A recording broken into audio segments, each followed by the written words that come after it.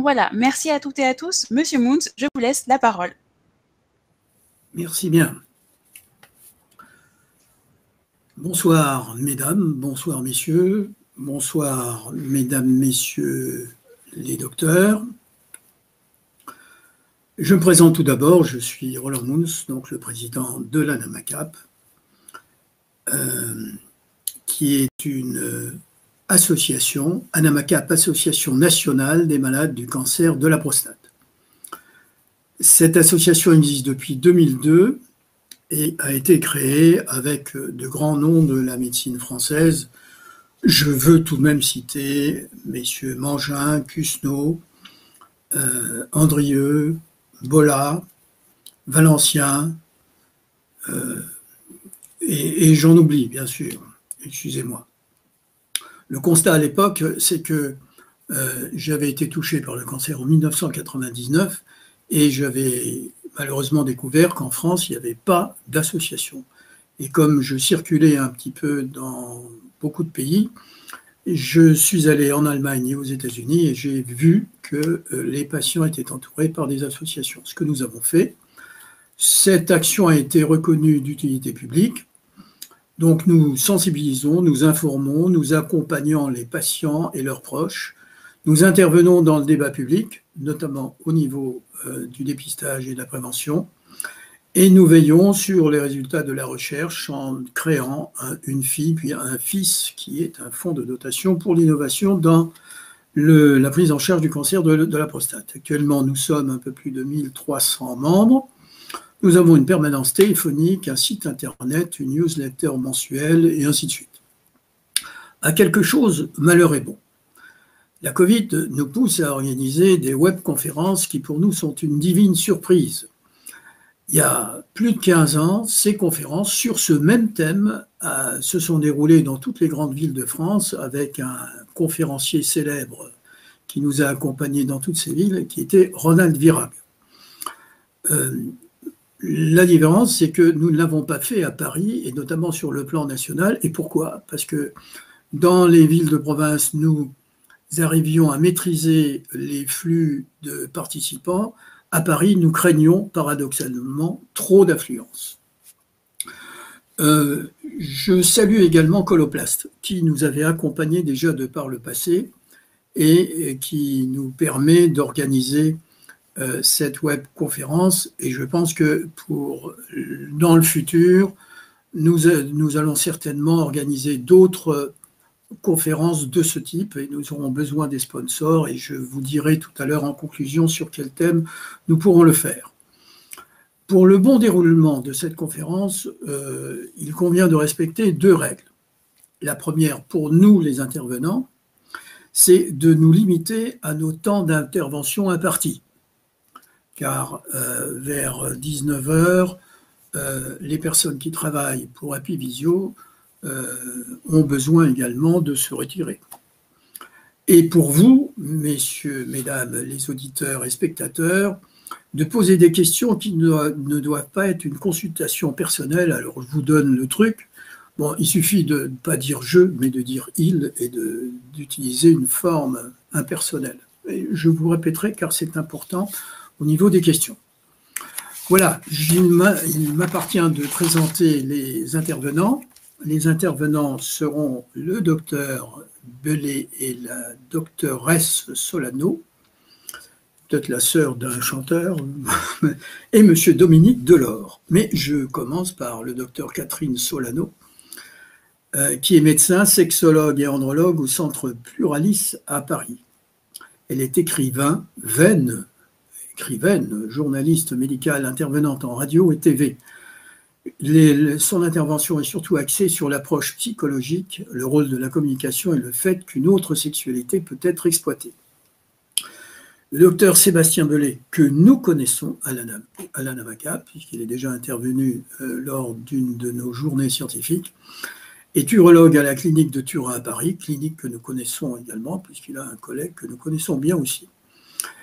Il est expert dans les troubles de l'érection et expert dans les interventions techniques axées sur la compréhension mécanique des troubles et sur les solutions médicales. Ces deux médecins seront accompagnés par un de nos adhérents, M. Dominique Delors, qui est concerné par le sujet, qui partagera son expérience et son vécu, et que je remercie, puisque on ne se précipite pas au portillon pour aborder ce sujet qui demeure tout de même un tabou. Sur ce, je passe la parole immédiatement au docteur Belay pour laisser le plus de temps de parole à nos intervenants. À tout à l'heure.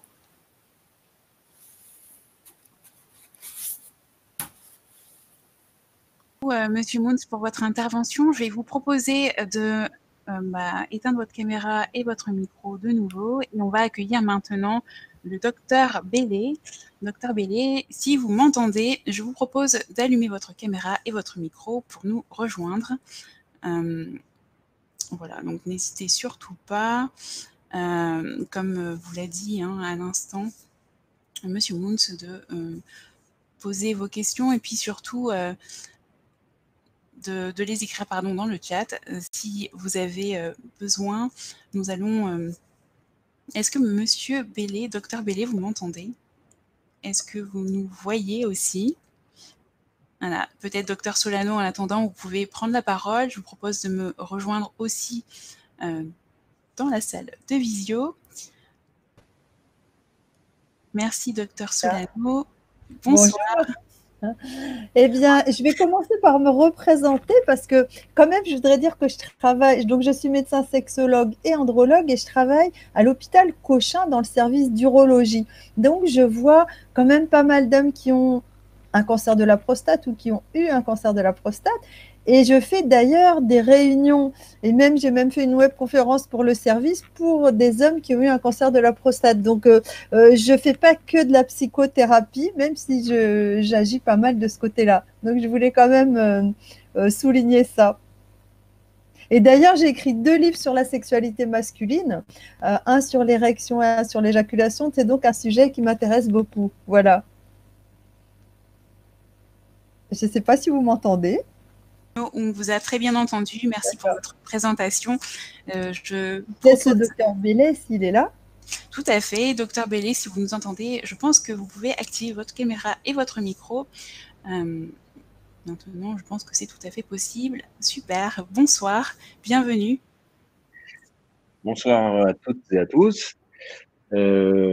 Bonsoir au docteur Solano que je retrouve avec plaisir. Nous nous sommes déjà croisés. Et je tiens à remercier l'invitation du président Muntz, président de l'ANAMACAP. Nous avons besoin de ce type d'interaction avec nos patients et ces interactions sont de qualité quand elles se font à travers des associations organisées comme l'ANAMACAP qui est un exemple dans le genre. Donc, je remercie les laboratoires Coloplast d'avoir rendu possible ce rendez-vous pour nous tous ce soir. Et je remercie plus particulièrement leur présence auprès des patients qui sont en handicap urinaire et sexuel. Donc, je vous propose de débuter mon exposé.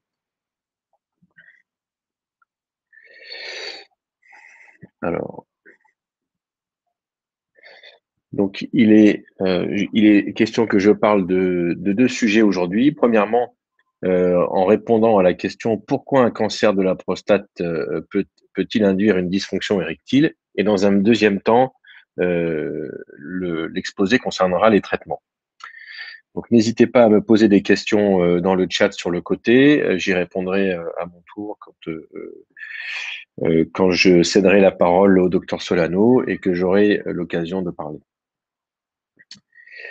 Donc, pourquoi est-ce que un cancer de prostate peut entraîner des problèmes d'érection? Donc, premièrement, il faut savoir qu'il peut s'agir de plusieurs mécanismes possibles et qu'ils sont souvent associés. L'effet d'annonce de la maladie lui-même a des effets parfois dévastateurs sur la libido et sur l'humeur en général. Il n'y a bien sûr pas d'effet du cancer lui-même sur les fonctions érectiles, mais en revanche, les traitements, qu'ils soient chirurgicaux, radiothérapiques ou autres, ont eux, une responsabilité importante dans l'apparition de ces symptômes. Enfin, je ferai une courte digression sur la maladie de la péronie, qui vient souvent s'associer aux conséquences du cancer de la prostate.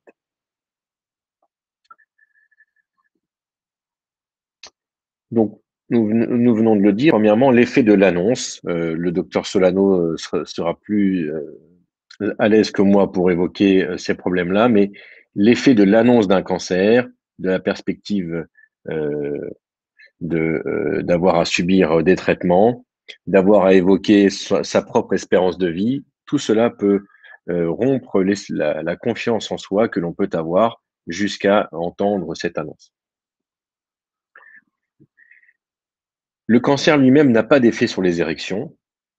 En effet, nous le verrons dans un instant, les voies de l'érection sont un peu à distance de l'endroit où se situe la plupart des cancers. Et même lorsque le cancer est d'un volume important, le cancer sera difficile à traiter sans impacter les érections. Mais la présence seule du cancer ne suffit pas à entraîner des problèmes. Plusieurs facteurs vont faire que les traitements du cancer auront des répercussions sur les érections. Avant tout, l'état dans lequel le patient se trouve au moment du traitement. Il faut bien sûr différencier l'homme jeune de 50 ans, 55 ans, 60 ans, en pleine forme, à qui l'on trouve une petite tumeur, et le patient plus âgé, à qui l'on trouverait par ailleurs une tumeur plus avancée qui nécessiterait des traitements hormonaux. Ces deux hommes-là ne sont pas au même moment de leur vie au moment du diagnostic, et leurs érections pré-thérapeutiques ne sont pas les mêmes. Ensuite, au-delà du patient, il y a le type de tumeur qu'il faut traiter. Est-ce que la tumeur est localisée à la prostate ou est-ce que la tumeur est localement avancée? Et est-ce que cette tumeur localement avancée va nécessiter des traitements plus lourds qui auront plus de répercussions? Et enfin, le type de traitement, puisque vous êtes très renseigné à l'ANAMACAP sur les différentes avancées, notamment grâce aux interactions que vous pouvez avoir avec plusieurs spécialistes du cancer. Et vous savez que on observe désormais une moindre invasivité des traitements, qu'ils soient chirurgicaux ou radiothérapiques. Néanmoins, tous les patients ne peuvent pas bénéficier de ce type de traitement que l'on appelle conservateur, que ce soit la prostatectomie au robot, l'irradiation au cyberknife. Et pour certains de nos patients, il est quand même nécessaire d'observer un traitement relativement radical.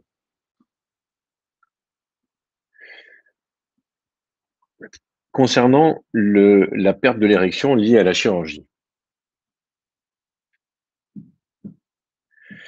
Ces traitements, les traitements chirurgicaux peuvent entraîner des lésions des nerfs qui se trouvent en contact avec la prostate.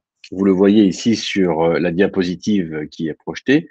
Les images qui se trouvent sur le centre de la diapositive figurent une vessie à droite, la prostate au milieu et l'urètre en rose plus foncé. Et vous voyez sur le bord de la prostate, prenant contact de façon intime avec celle-ci et avec l'urètre, les nerfs et les vaisseaux qui cheminent vers les organes génitaux, vers la verge.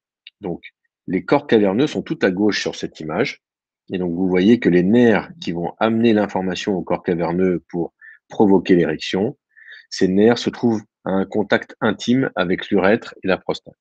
Ainsi, la chirurgie, et surtout lorsque celle-ci est élargie et non pas conservatrice, la chirurgie va entraîner une lésion plus ou moins complète de ces nerfs. Quand la lésion est importante, il se produit ce que l'on appelle une désafférentation, c'est-à-dire le débranchement de l'appareil génital de ces nerfs, comme si l'on débranchait une prise. Les corps caverneux sont débranchés et ainsi, la conduction entre le cerveau et les organes génitaux externes est perdue. Cette connexion se faisait grâce à des nerfs situés à droite et à gauche de la prostate. Lorsque l'ensemble de ces nerfs est coupé chirurgicalement, il n'y a plus de conduction. La chirurgie va par ailleurs entraîner des remaniements vasculaires et microvasculaires qui aboutissent à de la fibrose, qui elle-même est à l'origine d'une rétraction de la verge et qui va rendre le traitement médicamenteux encore un peu plus difficiles. La radiothérapie peut également entraîner des lésions neurologiques et vasculaires, comme vous le voyez sur ces images de scanner de repérage des zones à traiter. Toute l'ambiance périprostatique subit l'irradiation et ainsi les nerfs de l'érection, mais également les vaisseaux reçoivent-ils une irradiation qui va entraîner pour certains un arrêt de leur fonctionnement, que ce soit les nerfs ou les vaisseaux. Les conséquences sont une ischémie tissulaire, et cette ischémie, ce manque d'oxygène des tissus, aboutit à de la fibrose. La fibrose, ça n'est que du tissu cicatriciel qui ne reçoit plus de sang artériel. Ainsi, quand la fibrose s'installe dans les corps caverneux, les érections ont-elles tendance à disparaître. Sur la même diapositive, vous voyez en bas de la diapositive les repérages préalables à une curithérapie. Et comme vous le savez, les tumeurs prostatiques sont en général situées à la périphérie de la prostate. Et c'est à cet endroit, à la périphérie de la prostate, au contact de la capsule, que cheminent à nouveau les bandelettes neurovasculaires. En conséquence, lorsque les grains radioactifs sont mis en place, au moment du début du traitement par curithérapie, certains grains vont être situés à proximité immédiate des nerfs de l'érection. Cette situation des grains est rendue nécessaire par le fait que la plupart des tumeurs prostatiques se trouvent en périphérie et donc au contact des nerfs. À nouveau, l'inflammation créée par l'irradiation aboutira possiblement à de la fibrose qui elle-même entraînera le problème d'érection. D'autres traitements du cancer de la prostate ont un effet délétère sur la qualité des érections. L'hormonothérapie, bien sûr, le traitement anti-androgénique. L'hormonothérapie entraîne une perte d'imprégnation des tissus en testostérone et notamment des tissus des corps caverneux. L'ensemble des tissus du corps sont imprégnés et on observe une modification de l'aspect de la peau, une modification de la répartition muscle-graisse dans l'ensemble de l'organisme, des modifications de fonctionnement du cerveau avec une perte des envies sexuelles et également chez certains une humeur un peu dépressive. Mais la modification qui nous intéresse ce soir, c'est la modification de nature du tissu caverneux. Les tissus caverneux, en effet, lorsqu'ils perdent leur imprégnation en testostérone, vont observer une modification de leur architecture. Et l'architecture connue, classique, en éponge du tissu caverneux, va être progressivement remplacée par du tissu qui sera inerte, de la fibrose, encore une fois, qui sera donc du tissu cicatriciel. Ce tissu ne sera plus en mesure de se relâcher pour être le siège d'un remplissage par le sang artériel. Le tissu va être figé et c'est ce qui entraîne, sous hormonothérapie, les problèmes d'érection. L'effet ultime de ce type de traitement est ce que l'on appelle une rétraction de la verge. Donc, les patients sous hormonothérapie se plaignent très fréquemment d'une perte de volume de leur verge qui vient encore impacter leur schéma corporel au-delà de la perte de la fonction de leurs érections. Enfin, et de façon un peu plus anecdotique, les traitements de seconde ligne, et notamment la chimiothérapie, vont encore aggraver les problèmes. La chimiothérapie est en général utilisée après plusieurs lignes de traitement, la chirurgie ou la radiothérapie au départ, puis de l'hormonothérapie éventuellement. Et la chimiothérapie va avoir une toxicité spécifique qui est ce que l'on appelle une toxicité neuropathique. C'est-à-dire que la chimiothérapie va même empêcher que l'organisme se répare des lésions nerveuses qui ont été créées par la chirurgie ou les rayons. En effet, la nature même des médicaments utilisés en chimiothérapie entraîne une destruction des fibres nerveuses les plus fines. Enfin, la chimiothérapie est utilisée en général dans un contexte de progression de la maladie qui est l'occasion d'une fatigue un peu plus générale qui elle-même n'est pas propice à de bonnes érections. Enfin, et avant de clôturer ce chapitre sur les différentes causes des problèmes d'érection, je souhaitais faire une remarque concernant la maladie de la Peyronie. Cette maladie n'est pas spécifique des patients atteints du cancer de prostate et elle atteint, selon les études, entre 3 et 9% de la population générale masculine. Elle est cependant plus à même d'apparaître lorsque l'on observe un traumatisme chirurgical au niveau de la prostate, au niveau de l'urètre, comme c'est le cas dans la prostatectomie radicale, ou encore lorsque les corps caverneux sont soumis à de l'ischémie, comme c'est le cas après la chirurgie à nouveau, mais également la radiothérapie et l'hormonothérapie. En effet, l'ensemble des traitements du cancer de la prostate ont pour conséquence un manque d'oxygénation des corps caverneux qui va aboutir ou qui peut aboutir à l'apparition d'une cicatrice fibreuse au niveau de l'albuginée du corps caverneux, c'est-à-dire cette fois-ci non pas dans le tissu caverneux lui-même, mais dans son enveloppe.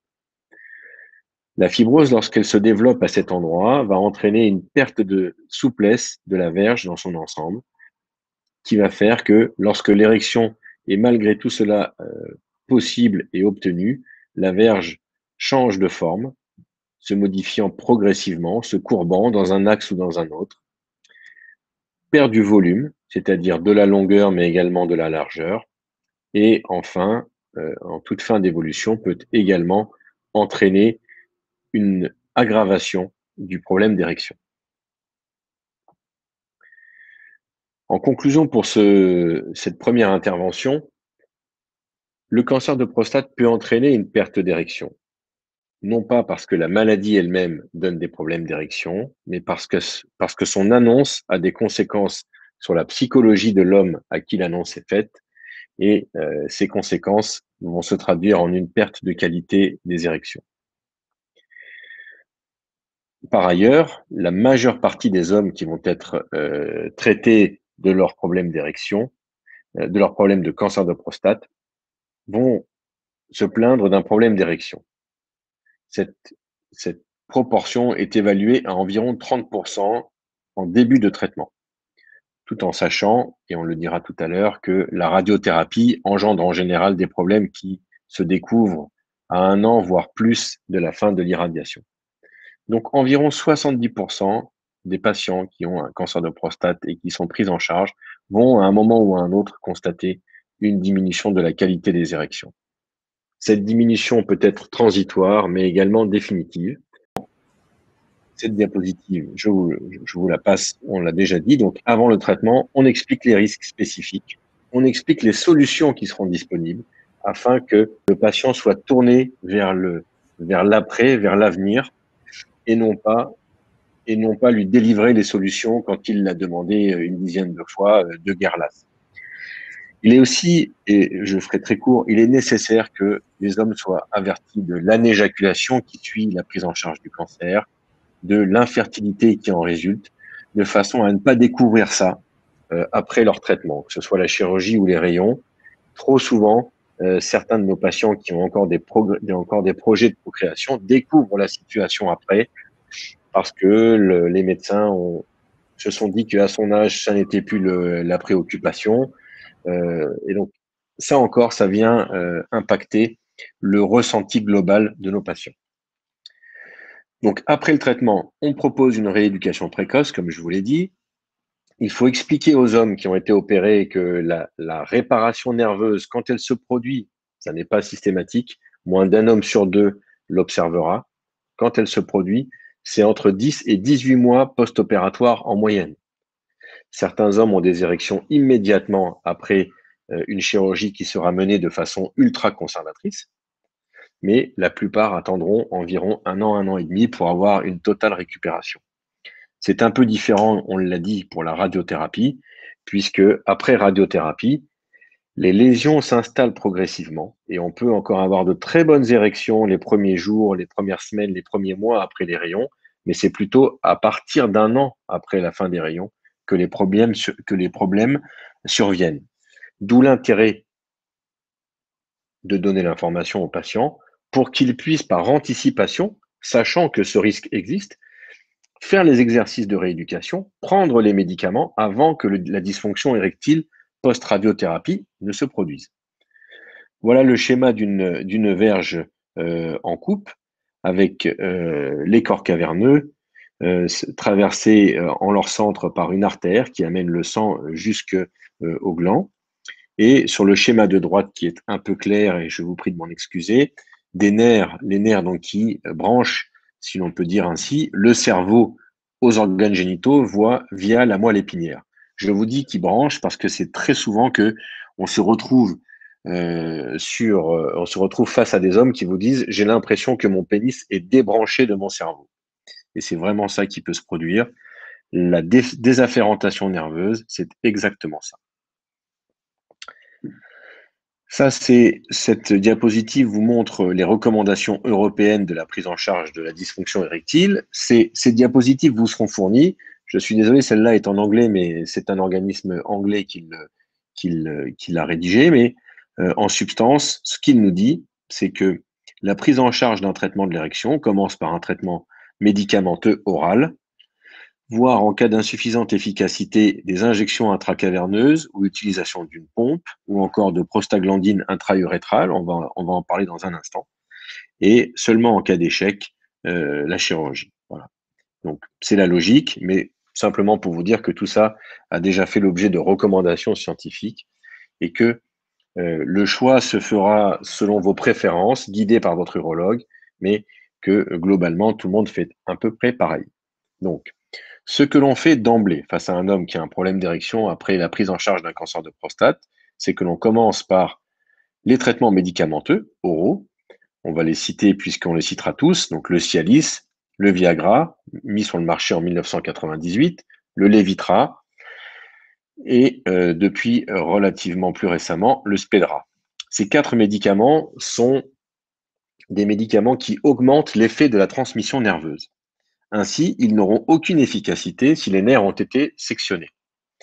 Ils n'auront aucune efficacité pour donner une érection, néanmoins, ils peuvent tout de même augmenter les chances de récupération. Ça, c'est les résultats d'une recherche qui a été faite il y a quelques années dans un hôpital new-yorkais sur une grande cohorte d'hommes qui, après prostatectomie, étaient mis sous tadalafil 5 mg en prise quotidienne.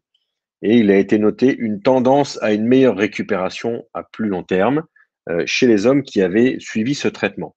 Sans pour autant, qu'on s'entende bien, sans pour autant que ce traitement n'ait provoqué d'érection chez ces hommes dans un premier temps. Donc il y a un effet microvasculaire qui ne donne pas d'érection, mais qui améliore les chances de récupération. Les inhibiteurs de la phosphodiestérase 5, donc ces comprimés, font souvent l'objet de discussions de la part de nos patients ou de leurs compagnes qui s'inquiètent des risques à prendre ces médicaments. Je vous ai listé ici les contre-indications et cette diapositive est pour vous.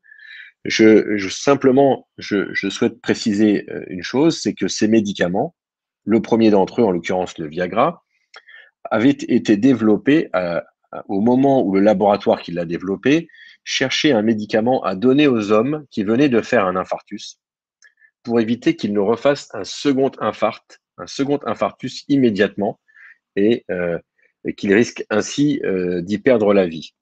En effet, les infarctus se font parfois de façon répétée et ça n'est pas forcément la première attaque qui est mortelle. Donc, la recherche se faisant, il a été mis au point ce médicament, le sildenafil, dont il a été découvert que, hormis le fait qu'il pouvait dilater les coronaires, il provoquait également de bonnes érections. Et c'est pour cette raison que Pfizer l'a mis sur le marché comme le traitement de référence à l'époque des problèmes d'érection.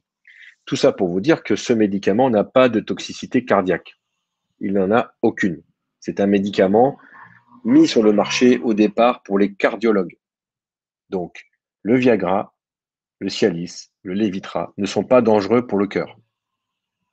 Ces médicaments ouvrent les artères, et notamment les coronaires, et préviennent ainsi les risques d'infarctus ou même d'accident vasculaire cérébral.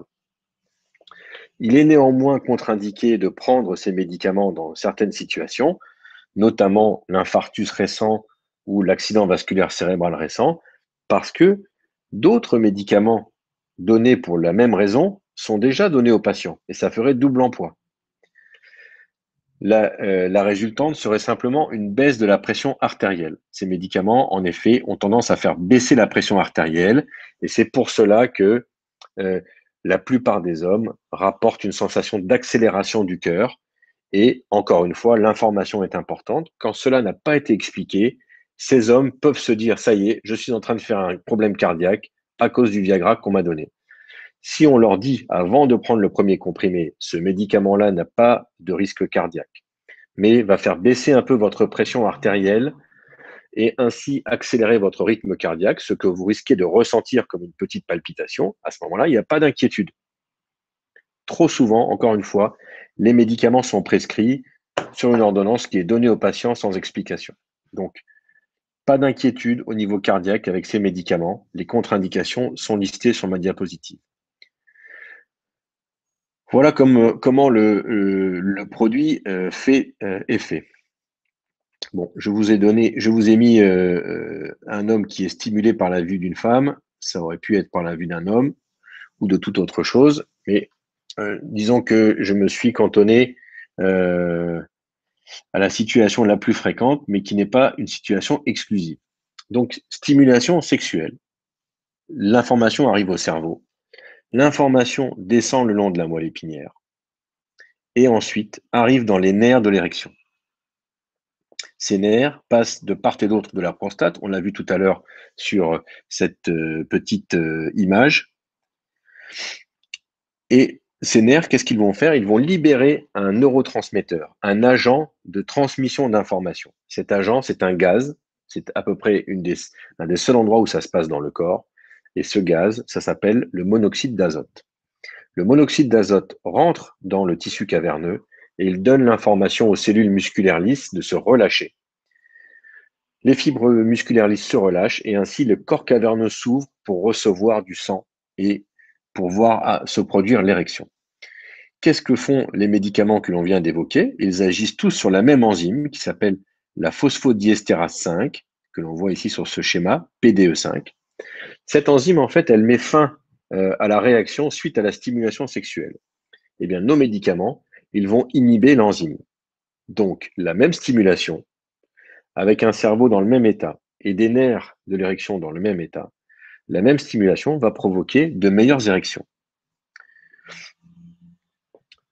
Néanmoins, pour que ces médicaments fonctionnent, il faut qu'il y ait une transmission nerveuse. Il faut que les nerfs aient été épargnés par la chirurgie et les rayons. Il faut que les tissus caverneux n'aient pas été trop abîmés par le manque de testostérone lié à l'hormonothérapie. Donc, ces médicaments-là peuvent fonctionner, mais il faut que par ailleurs, tout soit globalement dans un bon état de fonctionnement. Ainsi, on trouve chez nos patients atteints du cancer de la prostate à peu près 7 hommes sur 10 qui ne répondent pas à ces comprimés. 7 hommes sur 10. Que faire en cas d'échec? Premièrement, ne pas se décourager. Faire, si possible, de la rééducation au vacuum lorsque l'on est encore en post-thérapie, post-chirurgie, post-radiothérapie précoce. Donc, du vacuum quotidien pour garder une bonne souplesse de tissu. Et deuxièmement, il faut faire appel à un traitement de deuxième ligne. Le traitement de deuxième ligne, c'est soit l'utilisation du vacuum et de son anneau, qui permet d'avoir une activité sexuelle sans avoir à prendre de médicaments. Vous connaissez tous ça. Ici, c'est un modèle d'un laboratoire connu que l'on trouve en France. L'avantage, c'est l'absence de médicaments. L'inconvénient, au-delà du coût, mais encore une fois, c'est un appareil que vous allez garder des années, donc il faut voir quel est vraiment le coût rapporté au nombre d'années d'utilisation. C'est un appareil qui est efficace, qui a simplement le désavantage d'entraîner une sensation de verge un peu froide et de gland un peu moins sensible, lié au fait que le sang ne circule plus vraiment dans la verge. C'est néanmoins une très bonne solution, qui n'est pas médicamenteuse et qui permet d'être répétée aussi fréquemment que l'on veut. L'autre solution en parallèle, c'est la possibilité d'utiliser des injections intracaverneuses de prostaglandine. Donc la prostaglandine, comme l'Edex ou le Caverject, vont directement donner dans le corps caverneux l'information de dilatation des tissus caverneux, de relaxation des fibres musculaires lisses. On va donc ici shunter la conduction nerveuse. Et donc c'est pour ça que les injections fonctionnent, même chez les hommes chez qui les nerfs n'ont pas pu être préservés. On a également l'avantage de la rapidité, puisque quand l'injection est bien maîtrisée, elle se fait rapidement et le résultat peut être également assez rapide. Néanmoins, lorsque les injections sont mises en place un peu tardivement dans l'histoire du patient, il peut arriver que la fibrose qui s'est déjà développée dans les corps caverneux va entraîner une fuite veineuse. Ainsi, le corps caverneux va se remplir de sang sous l'effet de l'injection, mais quasiment aussitôt se vider et notamment lorsque l'homme se lève. Ce manque de stabilité de l'érection suite aux injections peut être assez bien contrôlé en utilisant ce que l'on appelle un anneau de verge. L'anneau de verge, c'est l'anneau du type de ce que l'on trouve dans le vacuum. Donc, c'est un anneau que l'on met à la base de la verge, qui va comprimer très modérément la verge et qui va fermer les veines. Les veines, elles sont superficielles, elles sont sous la peau de la verge. Donc, il suffit de comprimer un tout petit peu la verge avec un anneau pour que le sang qui est rentré dans la verge grâce à l'injection intracaverneuse reste dans la verge et ne soit pas perdu au moindre mouvement. Petite variante de ce traitement, c'est l'instillation endo-urétrale de prostaglandine. La prostaglandine donc, est un vasodilatateur que l'on peut mettre à l'intérieur du canal de l'urètre, associé à une autre molécule qui va l'aider à passer du canal de l'urètre vers les corps caverneux. Ce traitement, il n'en est qu'un, il s'appelle Vitaros, comme vous le savez. Certains hommes y sont très sensibles et sont très contents avec ce traitement, mais la majorité des hommes ont un urètre trop imperméable qui ne laisse pas passer le produit. Ainsi, le gel est mis dans l'urètre par le patient, mais il va rester dans l'urètre et il n'y aura pas d'effet sur les corps caverneux. Donc, pour ceux chez qui le traitement fonctionne, c'est une bonne nouvelle, ils n'auront pas à s'injecter, mais ils sont assez peu nombreux. Enfin, et je termine par cette dernière diapositive, la prise en charge de la dysfonction érectile peut nécessiter de la chirurgie qu'on appelle la pose d'un implant pénien ou d'une prothèse pénienne. Il s'agit du seul traitement à visée curative. En effet, les hommes qui vont être opérés d'une pose d'un implant vont pouvoir considérer qu'ils sont guéris, pouvant ainsi obtenir une érection à la demande, à tout moment. Et c'est à mon sens un des gros avantages de ce traitement, c'est-à-dire que l'homme qui aura décidé de se faire poser un implant, que ce soit précocement ou en raison de l'échec des autres traitements, cet homme va pouvoir se dire à tout moment, quand il discute avec ses amis, quand il est au travail, à tout moment en dehors de l'activité sexuelle, il peut se dire si j'avais une occasion maintenant, je pourrais. Ce qui n'est pas le cas de tous les hommes qui ont trouvé un traitement médicamenteux, mais qui ont besoin d'avoir ce traitement sur eux pour pouvoir avoir une activité sexuelle. Alors bien sûr, il n'est pas question d'avoir une activité à tout instant, toute la journée, tous les jours, mais quand je parle de réparation, c'est de la réparation psychologique, de se dire ça refonctionne. Et c'est ça, le retour de la plupart des patients qui vont aller à la chirurgie, c'est se dire merci, ça refonctionne, sans forcément que ce soit des hommes qui vont l'utiliser plus que ceux qui auraient besoin de médicaments. Voilà, le temps presse, juste pour vous montrer les résultats d'une étude qui montre que si l'on interroge les patients, les traitements qui donnent le plus de satisfaction dans la prise en charge des problèmes d'érection, c'est la chirurgie, puis les médicaments en prise orale, dont on sait qu'ils sont moins efficaces que les injections, qui pourtant, les injections donnent moins de satisfaction. À peu près la moitié des patients abandonnent les injections après 2 ans de traitement, même chez les hommes chez qui ça fonctionne. Donc en conclusion, avant tout, lutter contre la rétraction de la verge, lutter précocement avec du vacuum, essayer les traitements les plus simples qui sont les comprimés, et en cas d'échec, les injections ou le Vitaros, ou encore le vacuum et son anneau, et en cas de nécessité, la mise en place d'un implant pénien, le tout étant de privilégier un retour à la qualité de vie plus qu'à la qualité de l'érection. Merci à tous. Dr Bellé, pour votre intervention très claire. Merci infiniment. Je vous propose de vous mettre un petit sondage en attendant l'intervention du docteur Solano. C'est une petite question qui vous a été préparée.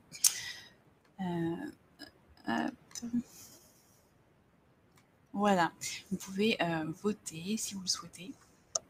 En attendant, docteur Bellé, écoutez, je vous propose, si vous le souhaitez, vous pouvez garder votre caméra allumée ou l'éteindre, mais ne restez pas loin parce que je pense qu'on aura besoin de votre intervention pour répondre aux questions tout à l'heure. Avec plaisir. Je reste là et je vais laisser le docteur Solano prendre la parole et pendant ce temps, je vais essayer de répondre au maximum des questions sur le chat pour avancer dans la soirée. Merci beaucoup. Alors, je vous laisse encore peut-être 10 petites secondes pour voter.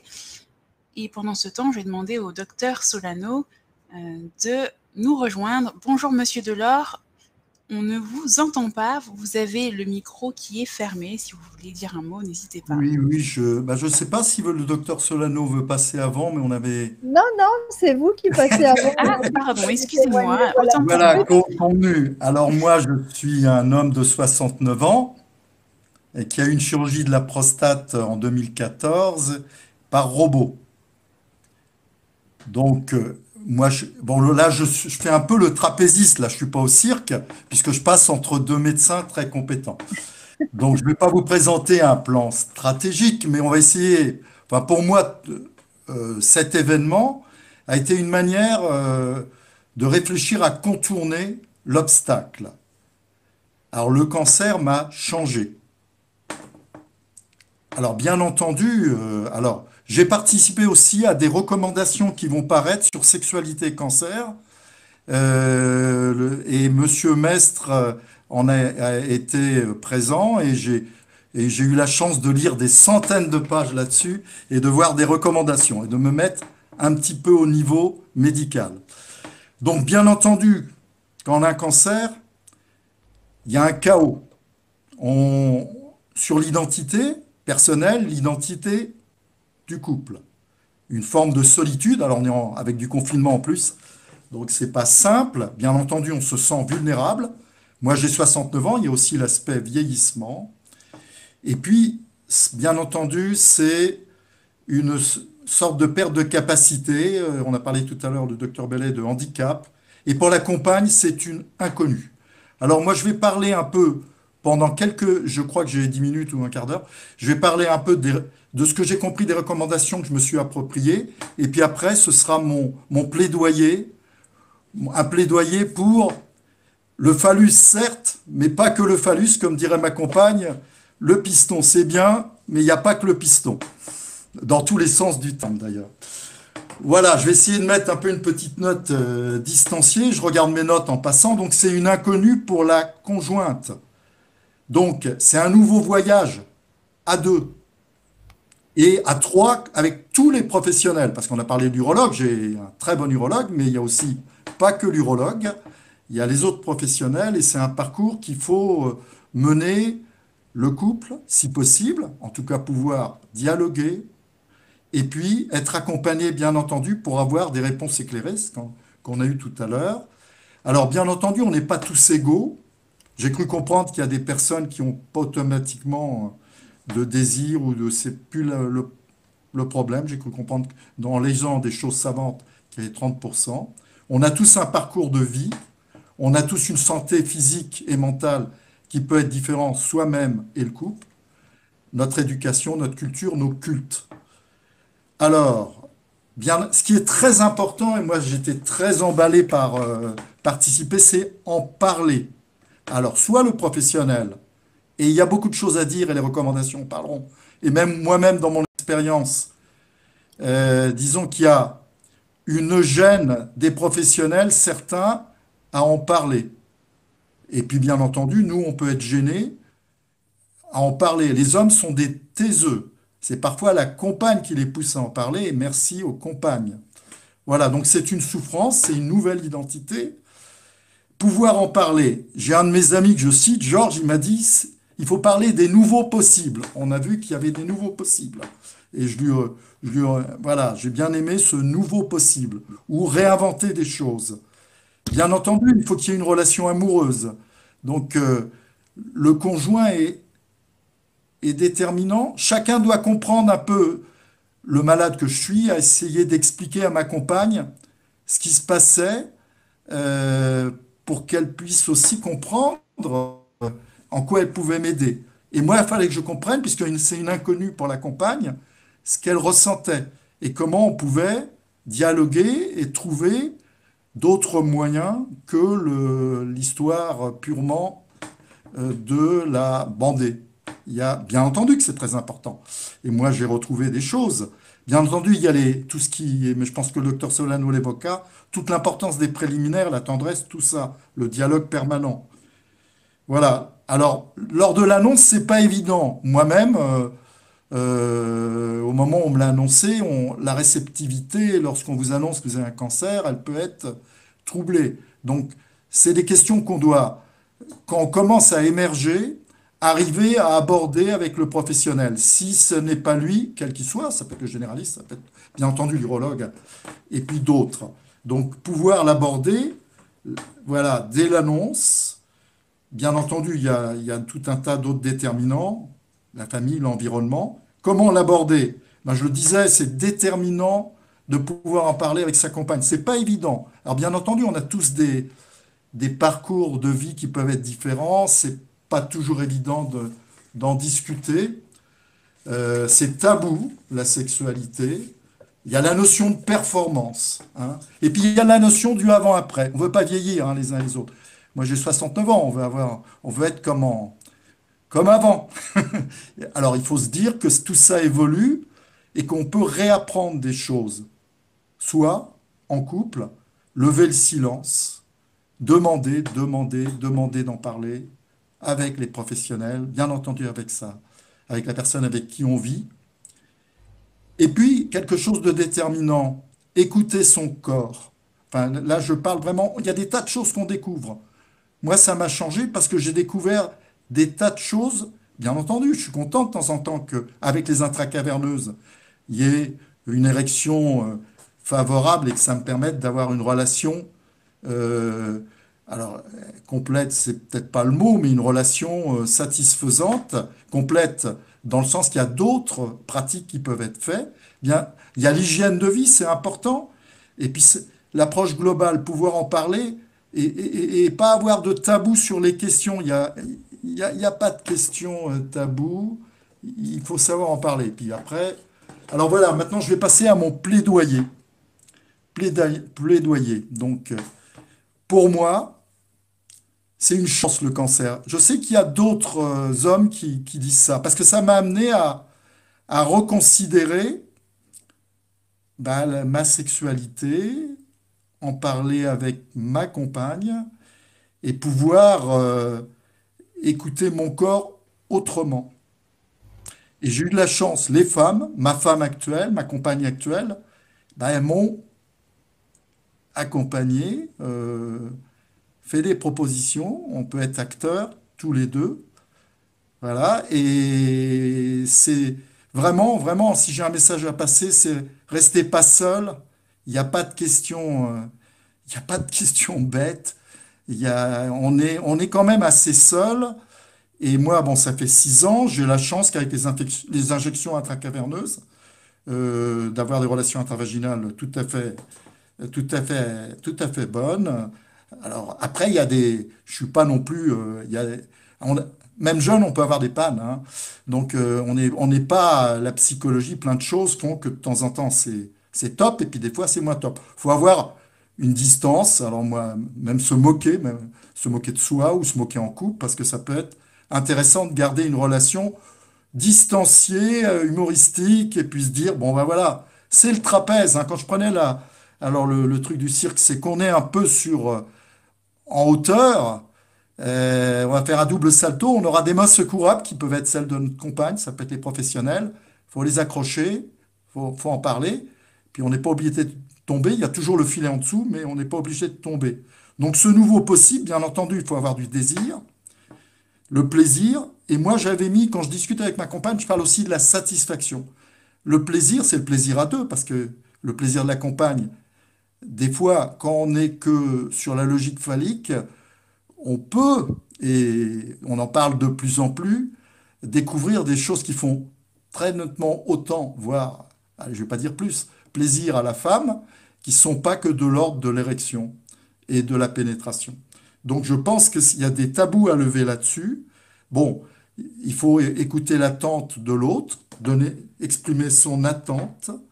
Alors ce nouveau possible, c'est un dialogue permanent, dans le temps, pas à pas, et il se construit à deux, il se construit avec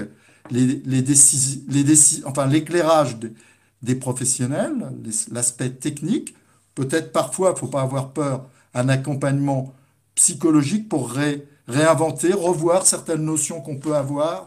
On est dans un monde très tourné, encore dominant par le phallus.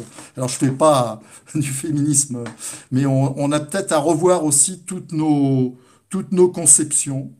Et on peut vraiment, enfin, moi, je considère que j'ai changé, que ça m'a fait du bien, que j'ai une vision tout autre.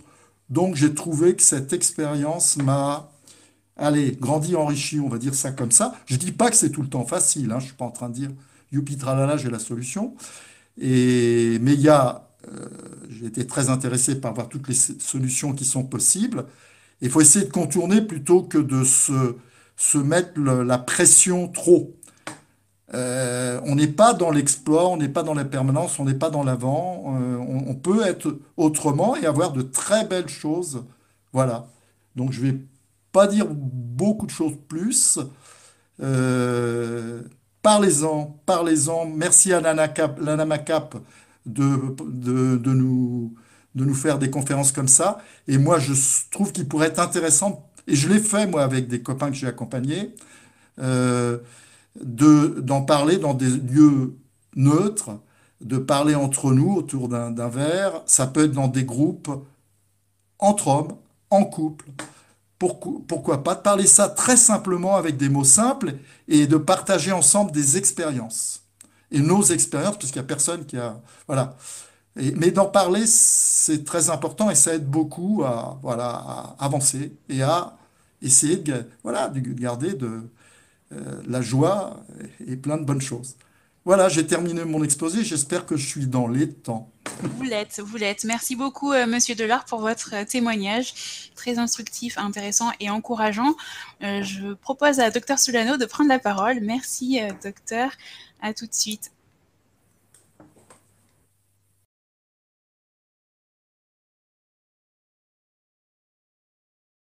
Appuyez sur votre micro. On ne lit pas encore tous sur les lèvres. Alors, juste, voilà, vous recliquez sur le micro et sur la caméra. Désolée, c'est les aléas de la visio. Voilà. C'est bon? Parfait, on vous entend maintenant. Donc, je commence par rajouter des choses parce que, bon, j'ai bien aimé Je remercie d'abord Coloplast et les gentilles personnes qui travaillent pour ce laboratoire très agréable. Je remercie aussi bien sûr la Nan Macap qui fait un travail super auprès des personnes malades, pas forcément malades d'ailleurs, l'entourage aussi ou des gens qui ont des questions, c'est vraiment important. Et donc je remercie aussi toutes les personnes qui sont présentes parce que bon, c'est pas toujours agréable de ruminer, de penser à sa maladie, on peut aimer faire autre chose, hein. Mais comme on est un petit peu confiné le soir, à la limite, en même temps, ça tombait bien. Donc, je vais commencer par parler, parce qu'on parlait des témoignages, je voudrais parler du témoignage d'une ou deux femmes. D'abord, d'une de mes patientes qui est venue me voir toute seule, sans son mari, et elle me dit, mon mari a entre 10-15 ans de plus que moi, je ne sais plus exactement, et toujours est-il qu'il vient d'être opéré d'un cancer de la prostate, enfin depuis plusieurs mois, et depuis qu'il a été opéré, eh bien, on n'a plus aucune sexualité, il ne me touche plus, je sens qu'il est totalement déprimé. Moi, je lui ai demandé, il ne veut pas en parler, c'est carrément l'horreur parce qu'on s'aime beaucoup, on s'est toujours bien entendu, et maintenant, c'est catastrophique. Et elle me dit, bon, après qu'on ait discuté, elle est retournée chez elle et puis elle me dit, voilà ce que j'ai fait. J'ai dit à mon mari, chérie, j'aimerais que tu me caresses. Et elle me dit, vous savez, j'ai dû faire un effort abominable pour lui dire ça parce qu'avec l'éducation que j'ai, je ne suis pas tellement du style à demander des choses comme ça. Et donc, son mari lui a prodigué des caresses et elle me dit, j'ai même eu un orgasme et le lendemain, depuis des mois, je l'ai entendu qui sifflotait. Et donc, je me dis, franchement, même si on a plus, à la limite, on a zéro érection, ça marche pas, on peut encore donner du plaisir et c'est pas seulement donner du plaisir et un orgasme qui est important. Il y a trop d'hommes qui se considèrent comme des donneurs d'orgasme, comme dit un collègue. Non, c'est aussi surtout de se rapprocher, de se sentir proche et d'être bien ensemble. Donc, je voulais vous dire ça parce que c'est tellement important. Une autre dame que je n'ai pas reçue en consultation, mais que j'ai entendue à un congrès de sexologie, qui parlait parce que son mari avait eu un implant pénien. Et ce monsieur dit, c'était pas pour un cancer de la prostate, hein, c'était pour une autre raison. C'était un homme assez jeune, 40 ans à peu près. Il avait, bon, pour suite à des problèmes de santé, il avait eu un implant pénien. Et donc, il disait, c'est génial, j'ai une érection quand je veux, j'ai des sensations, une érection quand je veux, il dit ça, c'est pas donné à tout le monde, et j'ai du plaisir, j'ai des orgasmes, et donc je suis ravie. Et justement, à ce congrès-là, on avait demandé, et vous, madame, qu'en pensez-vous? Et tout le monde attendait à ce que cette dame dise, oui, c'est peut-être pas tout à fait pareil, ou oui, c'est mieux, ou oui, j'ai moins de sensations ou plus, et elle n'a pas du tout dit ça. Cette dame, elle nous a dit, c'est génial l'implant, parce que avant de l'avoir, mon mari était toujours de mauvaise humeur, et maintenant qu'il a un implant, il est toujours de bonne humeur. Et ce que je veux dire, c'est que la sexualité, c'est pas juste le rapport sexuel, c'est un petit peu ce que ça irrigue dans la vie comme émotion, comme proximité, comme chaleur humaine, etc. Et c'est pas parce qu'on peut pas tout faire qu'on ne peut rien faire. C'est pas parce que certaines choses ne fonctionnent pas que on peut plus rien faire. Voilà ce que je voulais dire. Et puis oui, un autre témoignage encore qui est d'un monsieur, un de mes patients.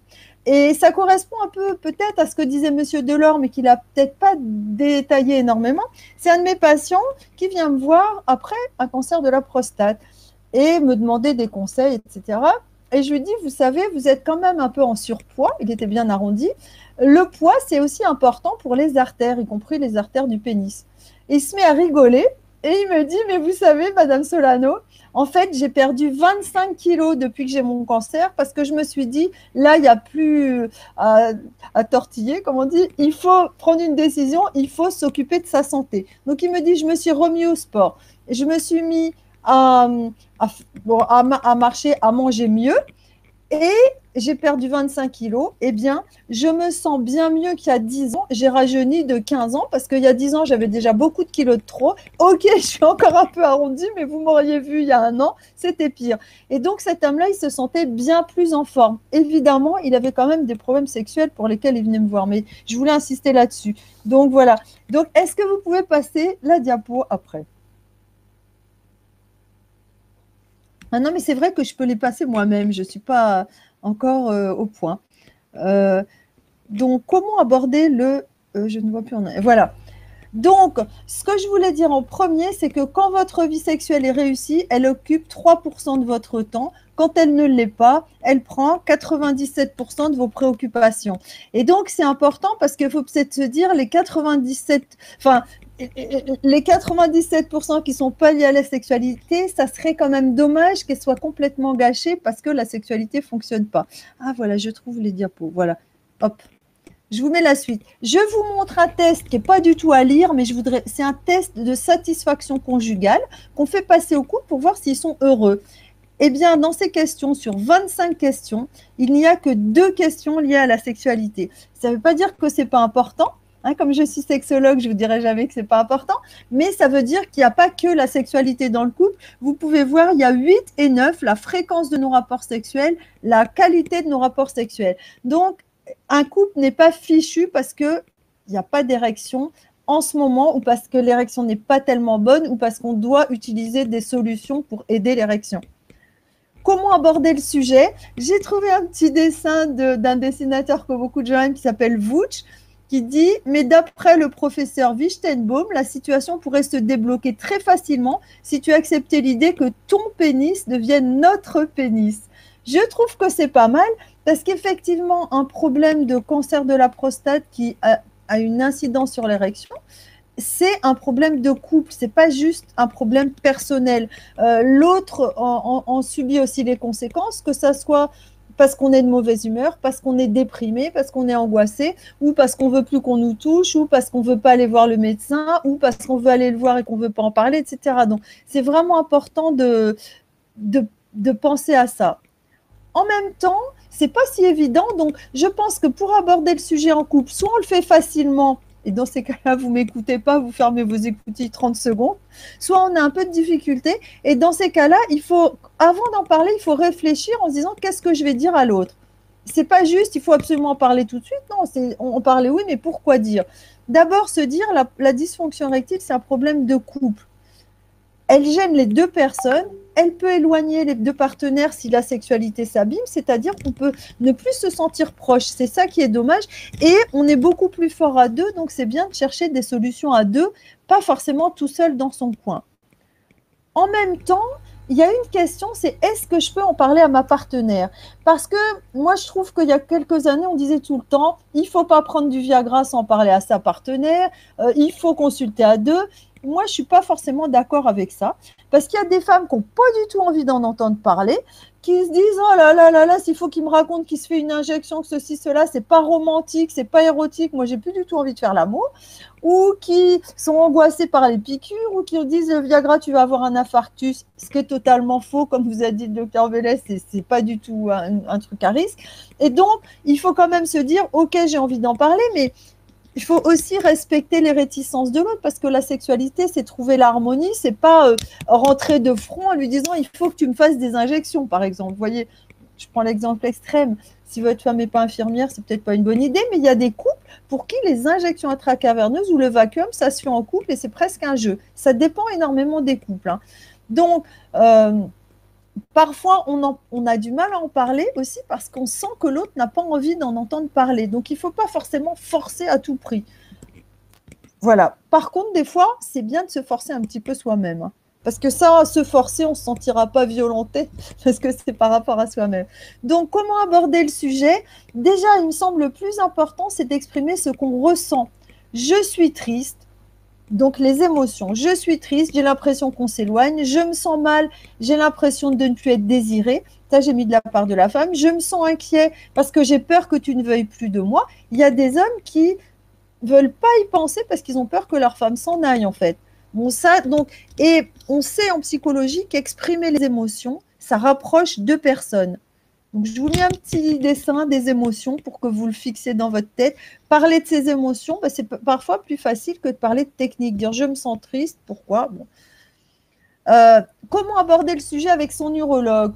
Le docteur Bellet a raison, il y a des urologues qui n'en parlent pas tellement, hein. Ça, moi, je suis bien placée pour le savoir. Après tout, je leur en veux pas forcément, dans le sens où ils sont chirurgiens, leur travail, c'est d'opérer. Néanmoins, quand ils n'en parlent pas, mais qu'ils donnent une adresse de quelqu'un en disant « écoutez, moi, je ne m'occupe pas tellement des problèmes sexuels après, je suis plutôt concentrée sur telle chose, mais je vous donne l'adresse de quelqu'un, ça passe ». Quand ils disent « écoutez, c'est la vie », ça passe beaucoup moins.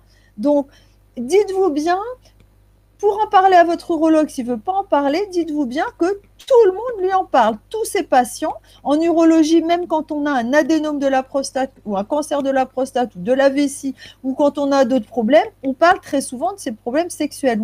On pose des questions. Donc, il ne sera pas choqué si vous en parlez. On peut simplement lui demander « pouvez-vous me donner des conseils ?» et quels sont les traitements possibles dans mon cas.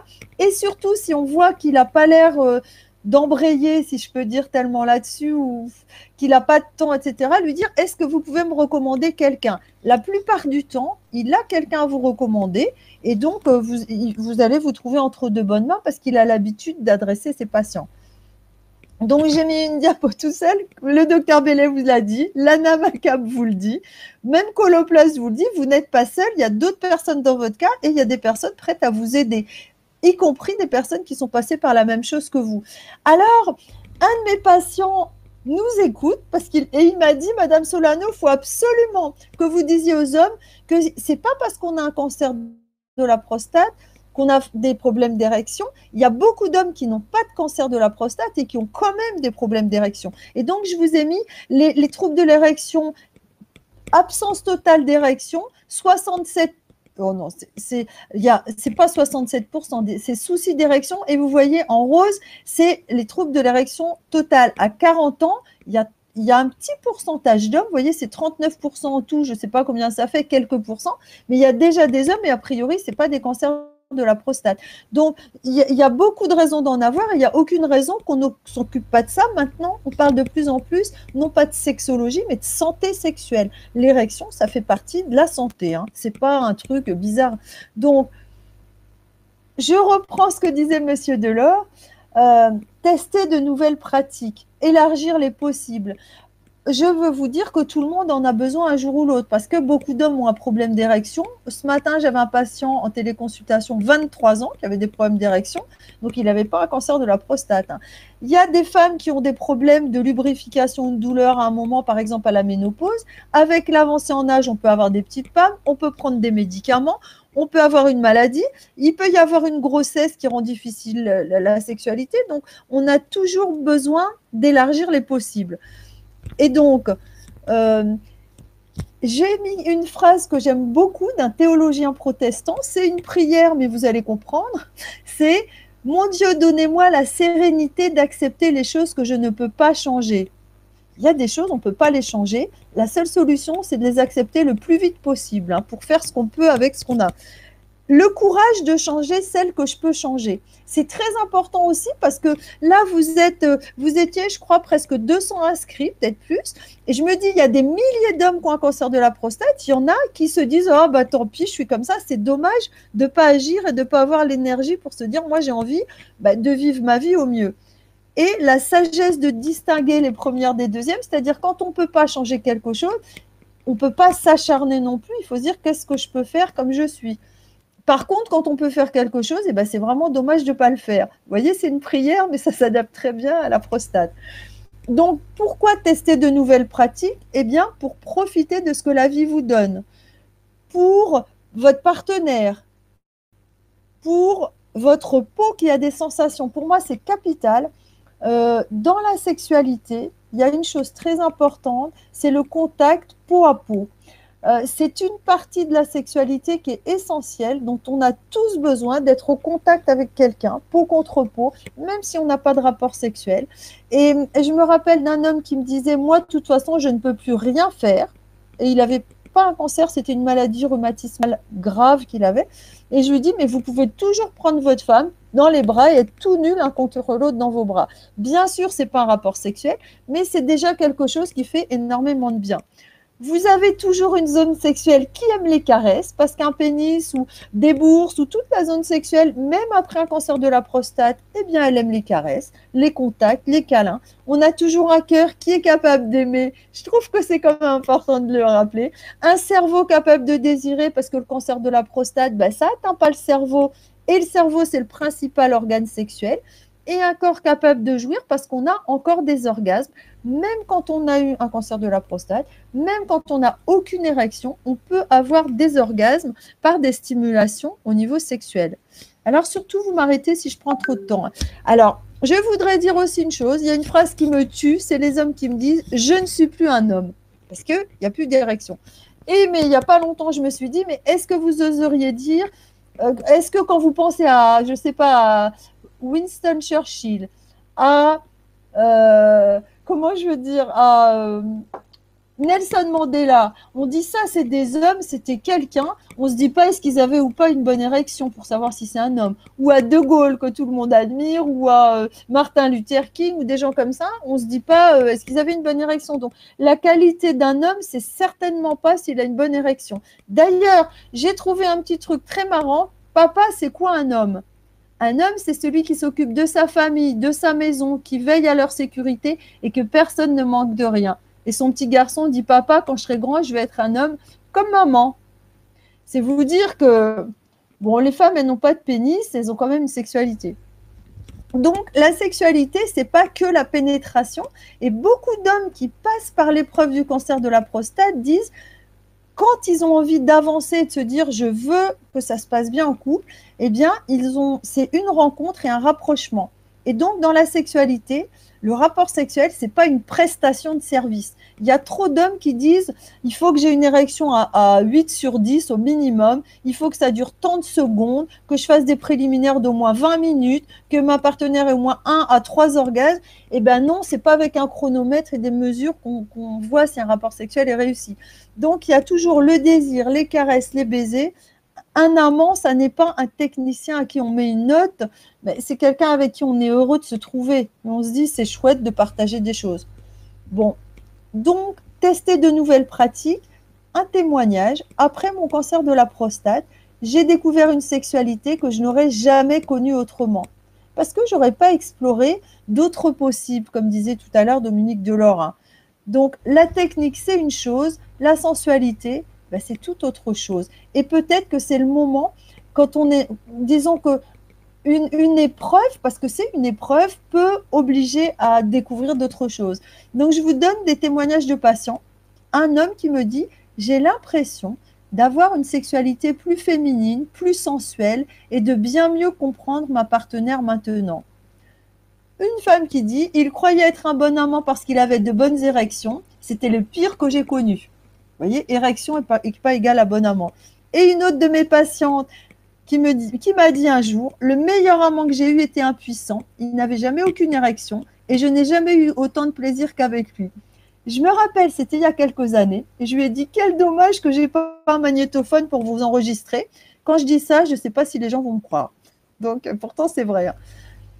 Donc, comme je n'ai pas toujours une érection suffisante, j'ai dû faire appel à mon imagination et nous avons une sexualité bien plus variée qu'avant. Ma femme trouve que la sexualité est plus agréable maintenant. Honnêtement, je n'ai pas une érection aussi bonne, mais elle trouve que je suis moins centrée sur mon pénis. Mais j'avoue qu'il m'a fallu du temps pour comprendre que ça pouvait être aussi bien. Bon, je vous ai remis 2 fois la même, ensuite ça ne va pas. C'est des témoignages de personnes différentes.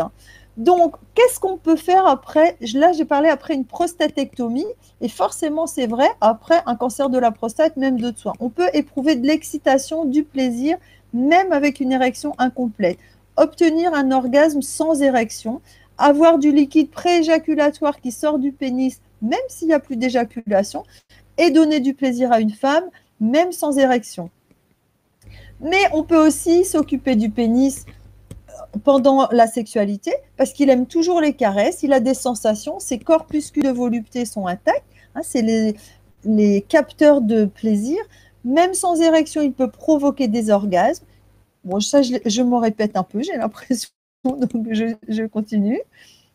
Et qu'est-ce qu'on peut faire pour faciliter l'érection? Parce que je vous parle que l'érection, en dehors de l'érection, il y a une vie sexuelle, mais bien sûr, étant sexologue, je ne suis pas en train de vous dire qu'il ne faut pas s'en occuper. Tout ce qu'a dit Dr Bellet sur les techniques qu'on peut utiliser, c'est important. On peut utiliser de l'eau chaude sous la douche. Ça fait le contraire de l'eau froide. Ça a tendance à dilater le réseau vasculaire, donc les vaisseaux. Contracter les muscles du périnée. Quand on a un début d'érection, ça aide l'érection à augmenter. Bien sûr, utilisez les médicaments à votre disposition sans vous décourager, parce que moi, je me rends compte qu'on a 4 médicaments, comme l'a dit le docteur Bellet, et bien des fois, certains hommes disent, j'ai essayé les 4, et bien c'est le 4e qui a marché, les autres ne fonctionnaient pas. Il faut vraiment les essayer tous les uns après les autres. Je vous avoue que ça fait bientôt 20 ans que je suis sexologue, et bien ça fait pas si longtemps que ça que je m'en rends compte. J'avais tendance à me décourager trop vite, donc je vous le dis vraiment. Utilisez le vacuum, j'aime beaucoup le vacuum. Je me suis toujours dit, moi, si j'étais un homme, je préférerais le vacuum aux injections. Je ne sais pas pourquoi, c'est ma fibre. Et j'ai d'ailleurs fait des consultations d'essai de vacuum.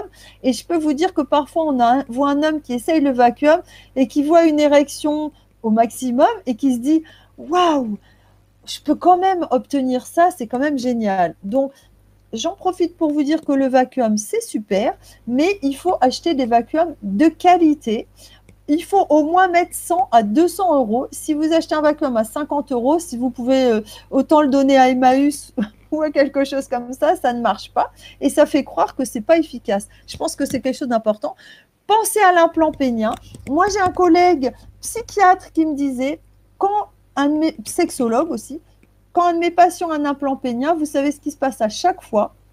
Eh bien, dans les mois qui suivent, j'ai 2 de ses copains qui viennent et qui me disent, ben moi aussi j'en voudrais bien, j'ai 75 ans, j'ai pas forcément eu un cancer, mais il m'a raconté comment ça se passait. Moi aussi, s'il vous plaît, orientez-moi vers un chirurgien pour que j'ai un implant pénien.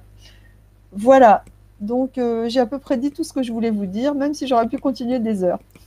Merci beaucoup, Dr Solano. C'était très clair. Juste avant la séance de questions-réponses, je vous propose de regarder le témoignage vidéo d'un patient, Michel. Alors, je la mets tout de suite. Et après, on aura la session de questions-réponses. Et j'ai vu que, Dr Bellet, vous avez déjà commencé à répondre à beaucoup de questions dans le chat. Donc, c'est vraiment top. Merci beaucoup. Voici la vidéo. Je vous laisse la regarder.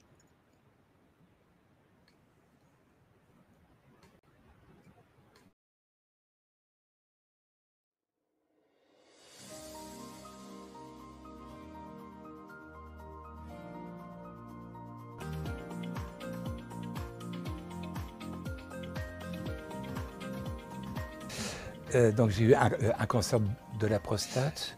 Donc j'ai eu un cancer. Je me suis fait opérer pour l'ablation de cette glande. Je me suis fait opérer pour l'ablation de cette glande.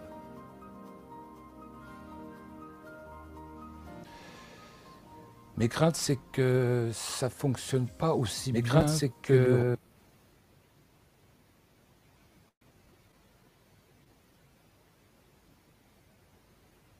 Vous pouvez éteindre votre micro ou docteur Bellé, je ne sais pas. Il me semble qu'il y a de l'écho. Merci beaucoup. L'urologue semblait me le dire. Et que ma femme éventuellement ne soit pas satisfaite parce que du fait que la longueur du pénis diminue après, enfin surtout après 2 ans déjà, donc j'avais cette crainte-là, la non-satisfaction de ma femme.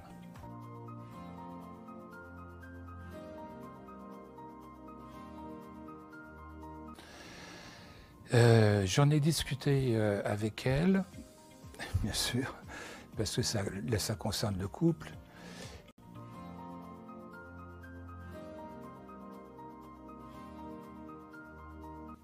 Très bien, ça s'est très bien passé.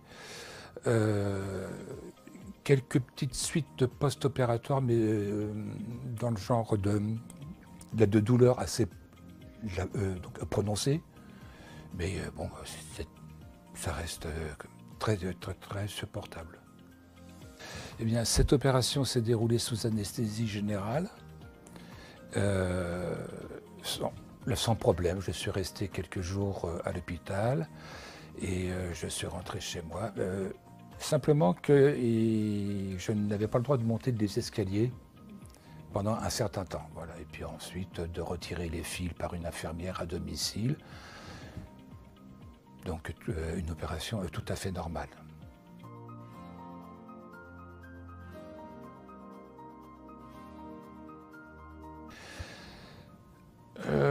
Elle m'a demandé pendant combien de temps on allait rester comme ça, sans rapport. Alors je lui ai dit que c'était environ 6 semaines. Et puis tout doucement, nous avons repris une vie commune au lit, je dirais. Bien que même sans ça, on peut avoir d'autres satisfactions. Hein,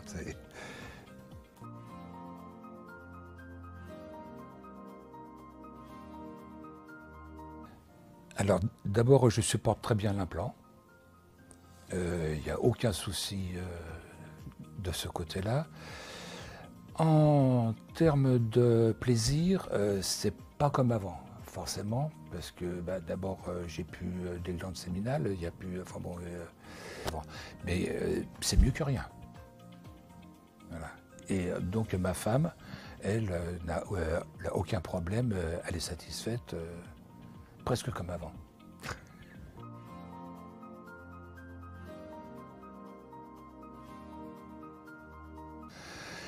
Eh bien, de consulter au plus tôt soit son médecin traitant, mais ils sont plus ou moins informés ou réticents, donc de consulter directement un urologue via son médecin traitant, bien sûr, mais de voir directement avec des personnes spécialisées et de demander conseil, parce que chaque personne peut être un cas différent. Surtout de ne pas traîner.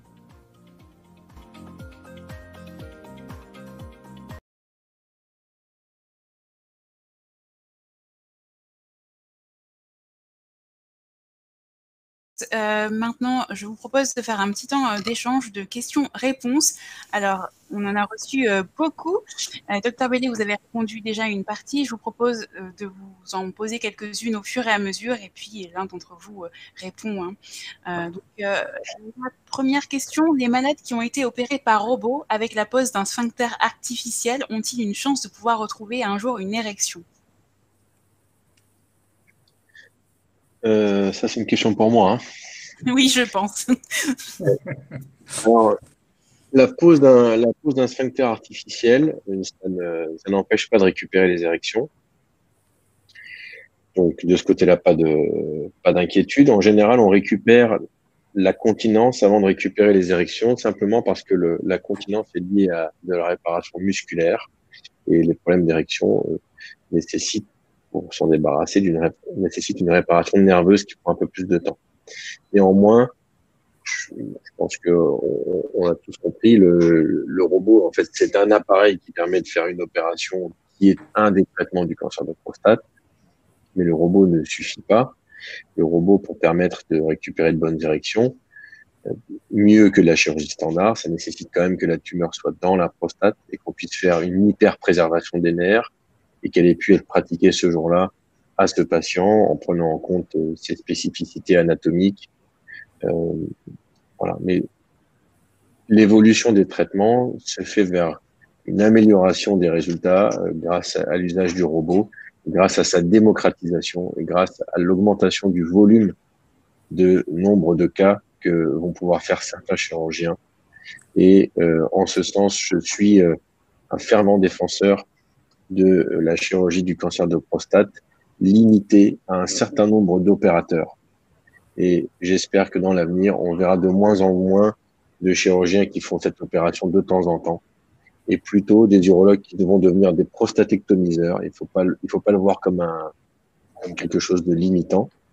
Et c'est comme ça, à mon avis, qu'on va avoir des chirurgiens de plus en plus efficaces techniquement dans le geste, avec des meilleurs résultats. Pour cette raison, d'ailleurs, moi-même, je ne fais plus cette opération, et certains de mes associés ne font quasiment plus que ça. D'accord, merci beaucoup, Dr Belley. Quelle est la durée moyenne de vie d'une prothèse pénienne 3 pièces gonflable? 18 ans en moyenne, pour l'instant. Très bien. Concernant le... Oui, excusez-moi. Je dis, ça nous laisse du temps une fois qu'elle est posée. Et oui. 18 ans, c'est pas mal, effectivement. On est parti pour 18 ans. C'est une grande adolescence. Concernant le vacuum, le diamètre en contact avec la peau est-il réglable en dimension pour ne pas aspirer la peau autour du pénis? Alors c'est un des gros problèmes de cet appareil dont le docteur Solano est une des défenseurs. Moi aussi, je suis très, je défends beaucoup cet appareil parce que on peut s'en servir et pour avoir les érections avec un anneau et pour faire de la rééducation et même faire un peu de rééducation proprioceptive pour que nos patients se réapproprient leur anatomie. Le problème, effectivement, c'est que pour avoir une érection, il faut créer une dépression importante. Et pour créer une dépression importante, il va y avoir un appui sur le pubis qui peut être désagréable. Alors et ça... moi, ce que je trouve super, c'est il y a un vacuum avec un anneau ventouse, si vous connaissez. Donc et du coup, il n'y a pas ce problème-là. Alors, je trouve que c'est hyper pratique. Moi, je faisais des essais avec ça. J'ai pas envie de faire de publicité. On nous a dit de pas en faire, mais c'est un vacuum. Donc, c'est la marque, je vous dis la marque, c'est un des plus chers, hein, malheureusement. C'est la marque Ereked. Je trouve ça hyper pratique pour les patients. C'est pas parfait non plus parce que des fois, cet anneau ventouse, en fait, c'est un anneau, au lieu d'être un anneau comme ça, c'est un truc en silicone qui reste pendant le rapport sexuel appuyé au pubis. Des fois, il faut rajouter un anneau qui sert un peu plus. Donc, des fois, il faut 2 anneaux. Mais je trouve ça hyper pratique et beaucoup plus facile à mettre en œuvre parce qu'autrement, beaucoup d'hommes sont obligés, disent, je dois me raser les poils pour que ça soit étanche, ou il faut mettre du gel pour créer l'étanchéité. Donc, c'est tout un truc technique, alors qu'avec cet anneau, vous avez besoin de rien de tout ça. Donc, je trouve ça vraiment pratique. Donc, si j'étais un homme, malheureusement, il est assez cher et j'ai l'impression qu'ils ont encore augmenté les prix dernièrement. Bon, croyez-moi, si je vous le dis, c'est pas parce que je suis payée. Je trouve qu'ils abusent un peu sur les prix. Après, moi, j'ai déjà fait des calculs, ça coûte bien moins cher que les comprimés sur la durée, en fait. Hein. Parce qu'il faut payer cher au début, mais finalement, les comprimés, même si c'est moins cher qu'avant, ça finit par être cher. Je ne sais pas ce qu'en pense le docteur Belley. Non, je suis d'accord et je ne connaissais pas cette marque de vacuum. Je vais regarder ça ce soir. Et voilà, j'ai des patients qui ont bricolé, qui ont amélioré leur vacuum BVA ou Vacurect, notamment en associant, en fabriquant un petit coussin à mettre à la base du vacuum avec du coton cardé imbibé, avec un bon résultat. C'est vrai que la répétition des exercices, quand l'exercice est douloureux, ça peut devenir un peu une corvée, comme ça a pu l'être à une époque d'imposer les auto-injections des DEX en termes de rééducation. Et le risque, c'est de dégoûter les patients de tout ça et Voilà. de finir par les éloigner de leur sexualité. Mais moi, je voulais dire une chose. J'ai vu dans les questions, quelqu'un disait le vacuum 30 minutes tous les jours. Le docteur Bellet, il rêve, c'est trop et ça fait mal en plus. Alors, je vais dire, ça ne fait pas mal, il ne faut pas se faire mal. Hein. On ne vous demande pas de vous traumatiser la verge avec des exercices. Ce qu'il faut, c'est sentir que ça étire un peu. Il faut aller très doucement parce que si vous voulez, enfin, comment dire, par exemple, il ne faut jamais acheter un vacuum avec une pompe électrique. Pourquoi? Parce qu'il vaut mieux pomper. D'abord, c'est plus cher, c'est pas la peine de dépenser de l'argent inutilement, sauf si vous êtes handicapé et que vous ne pouvez pas serrer. Pomper comme ça à la main, évidemment, mais autrement, c'est bien mieux à la main parce qu'on peut contrôler. Il faut aller doucement parce qu'il faut que le sang arrive. C'est pas du tout comme de l'air, le sang, hein, c'est beaucoup plus épais. Donc, il faut le temps que le sang arrive, il faut faire doucement, sentir que ça tire un peu, mais il faut pas se faire mal au pénis, sinon vous allez vous traumatiser, vous aurez même plus envie d'avoir de rapport sexuel après. Hein, votre pauvre pénis, c'est pas au secours, je préfère prendre ma retraite directement que de travailler dans la douleur. Hein. Son but, c'est de travailler dans la joie quand même. Alors, je vous propose de continuer encore avec peut-être 2-3 questions. C'est vrai que le temps file, il est déjà 19h05. Moi, ça ne me dérange pas de rester avec vous, c'est très, très intéressant. Mais je pense qu'il faut avancer. Alors, est-ce qu'on peut mettre l'anneau avant ou après l'injection? On peut faire les deux, mais en tout cas, il ne faut pas essayer de mettre l'anneau qui doit être un peu serré une fois que l'érection est obtenue. Sinon, en passant l'anneau du gland vers la base de la verge, en fait, on va chasser le sang qui va sortir de la verge. Donc, ça aura un effet inverse. Donc, il faut mettre l'anneau juste avant de s'injecter, par exemple, sur une verge flaccide, ou alors juste après l'injection, avant que l'érection ne se produise. Donc, ça, c'est pour les gens qui mettent un anneau en plus de l'injection.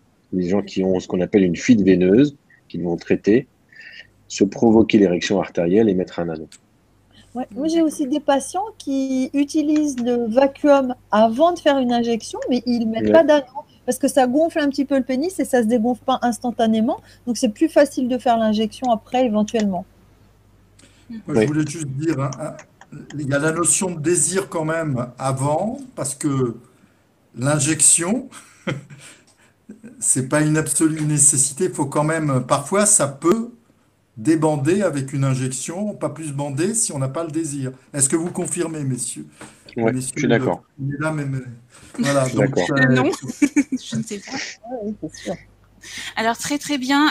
Est-ce qu'un patient qui a été opéré et qui a aussi eu de la radiothérapie, qui n'a pas eu d'érection pendant 3 ans, peut-il en avoir de nouveau? Ce sera plus difficile sur un plan vraiment purement mécanique, en termes de rétraction des tissus, en termes de conduction nerveuse, d'apport vasculaire, mais rien n'est impossible. Et la rééducation en utilisant le vacuum et les injections intracaverneuses peuvent faire en sorte qu'on récupère. La récupération spontanée est quand même un peu moins probable dans ce cas-là. Néanmoins, tout doit être fait pour chacun. Encore une fois, on traite le cancer pour vivre plus longtemps. Faisons ce qu'il faut pour que cette durée de vie qui nous est donnée soit une vie agréable. Donc, on ne va pas commencer en se disant « Ah ben non, j'ai rien fait pendant 3 ans, donc ça ne va pas marcher, donc je ne vais pas le faire. » Il faut faire et il faut tout faire. Merci et sur les doses de 1 mètre dans l'intracaverneuse. Alors, sur les doses à mettre, il faut augmenter progressivement pour ne pas risquer de s'injecter trop et de se développer un priapisme. Pour ceux qui ont besoin de beaucoup, on peut parfois traiter un peu en dehors des clous. Je ne vous dirai pas que je vous l'ai dit, je ne vous le répéterai pas, mais on peut s'injecter plus que 20. On peut injecter 30, 40. Certains injectent 60 microgrammes. On peut s'injecter des produits comme le docteur Virag, vous l'a déjà dit. Et puis, pour ceux qui ont besoin au contraire d'une très petite quantité, et parfois quand on a juste eu les nerfs qui ont été interrompus et qu'on a une verge qui fonctionne très bien, avec une toute petite dose, ça fonctionne. Et si on met plus, ça fait mal. Comme vous le savez, l'EDEX, c'est une seringue qui est assez mal graduée, il n'y a que 4 grosses graduations. Ce que l'on peut faire, c'est récupérer le produit de l'EDEX dans une seringue d'insuline qui est graduée de 0 à 100. Et ça permet d'injecter avec une très grande précision des très petites doses. Merci beaucoup. On va finir avec une dernière question, et cette fois-ci, c'est une question d'une femme qui demande qui dit qu'elle ne sait pas comment faire avec son mari qui est devenu agressif. Donc, si Docteur Solano, vous pouvez répondre pour terminer, peut-être. Il faut réussir à parler avec lui et il faut plutôt lui dire, écoute, moi je me sens triste parce que j'aime bien faire l'amour avec toi et je voudrais qu'on réussisse à faire ce qu'on peut. C'est pas lui dire arrête d'être agressif ou éventuellement qu'elle aille elle-même consulter un sexologue ou un urologue ou son urologue pour lui demander qu'est-ce que je peux faire et qu'elle revienne dire à son mari, écoute, il y a des solutions aussi. Parce que quelquefois, un homme, il a besoin de solutions plus que de soutien moral. Je ne sais pas, ça dépend de son caractère. Mais vraiment lui dire qu'elle est triste parce que il faut comprendre pourquoi il est agressif, quoi. Ce qui va pas. Est-ce qu'il a peur que sa femme parte? Est-ce qu'ils se sont diminués? Est-ce qu'il... Voilà. Merci beaucoup. Merci pour vos réponses. Merci, Monsieur Delors. Est-ce que vous voulez ajouter quelque chose avant que je vous demande d'éteindre votre caméra et votre micro pour laisser la place à Monsieur Moons de la NAMACAP? Non, je voulais simplement dire que c'est bien d'en parler avec les spécialistes, et c'est bien d'en parler entre nous, entre hommes, pas avec des couples, et que ce serait, enfin, c'est important parce que moi j'ai accompagné avec ma petite expérience des copains qui étaient tout seuls, très seuls, et d'en discuter dans un endroit neutre, boire un coup, c'est pas mal aussi. Et puis les femmes, je pense, ça peut être intéressant, voilà, voilà. Merci beaucoup, Monsieur Delors. À bientôt. Alors, Monsieur Moons, vous nous avez rejoint. Je pense que vous allez pouvoir allumer votre caméra et votre micro pour conclure avec Dr Bellé et Dr Solano. Je vous laisse nous rejoindre. Est-ce que vous êtes avec nous? Bon. En tout cas, Dr Bellé et Dr Solano, si vous voulez bien conclure, puisqu'on a un petit peu mangé sur le temps, et si Monsieur Moons nous rejoint, eh bien, il donnera le mot de la fin. Je vous laisse. Voilà. Ah voilà. Bon, rebonsoir, Monsieur Moons. Je vous laisse conclure peut-être cette conférence. Merci de nous avoir rejoints. Entendu.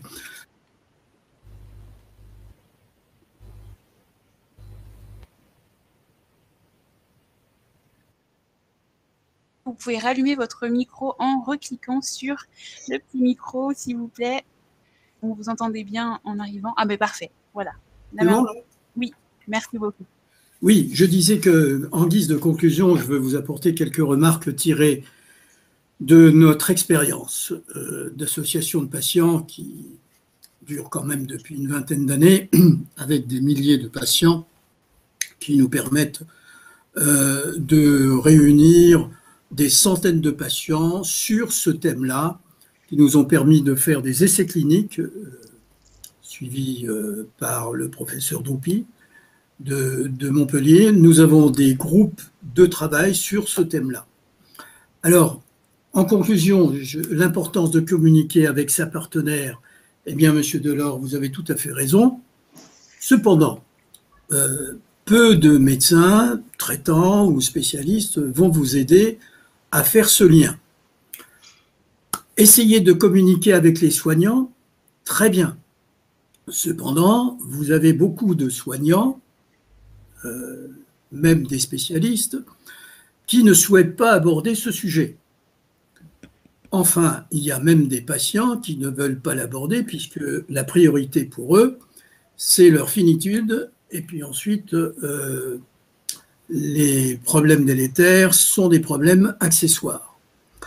Mais nous avons oublié quelqu'un qui permet une excellente communication. Ce sont, je ne vais pas dire les associations de patients, il n'y en a qu'une, l'association de patients, l'ANAMACAP. Pourquoi?